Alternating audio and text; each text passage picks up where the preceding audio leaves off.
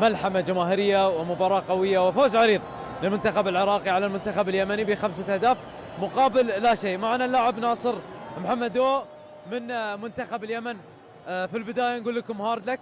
للأسف في 3 مباريات لم يستطع المنتخب اليمني تحقيق الفوز أو حتى التعادل، لكن استطاع أن يكسب احترام الجميع حتى وإن كانت النتيجة ثقيلة اليوم.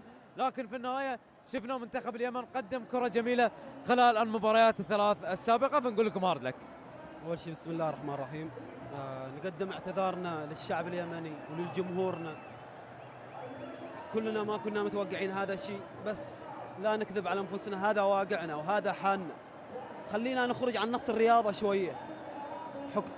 مسؤوليننا حكامنا، يعني العالم تعطف علينا. أنتم متى تعطفوا علينا؟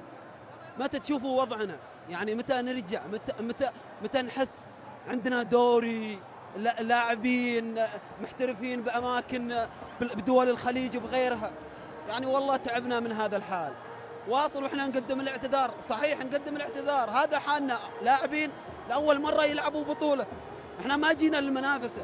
ليش نكذب على انفسنا؟ احنا جينا لاعداد لاعبين شباب لأول مرة، لاعبين ما لاعبين دوري. لهذا نقدم اعتذارنا لجمهورنا.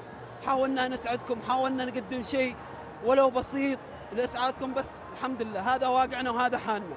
انا ايش قلت لك في سؤالي؟ قلت لك انتم قدمتوا كرة قدم جميلة وحلوة، وانا اعتقد ان نقدر نعتبر هالبطولة انطلاقة، وحتى لو ما نافستوا على البطولة لكن في النهاية نقدر نشوفها انطلاقة للايام الجميلة اللي جاية. فتفائلوا بالخير تجدوه وارفع راسك وانت عارف انك قدمت الكثير في هذه البطولة. ان شاء الله احنا متفائلين، وان شاء الله حالنا يتحسن.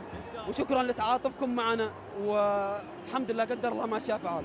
احنا واحد في النهاية وهارد لك وامتعتونا، وللاسف بنشوفكم برا البطولة، لكن ان شاء الله القادم دائما يكون افضل.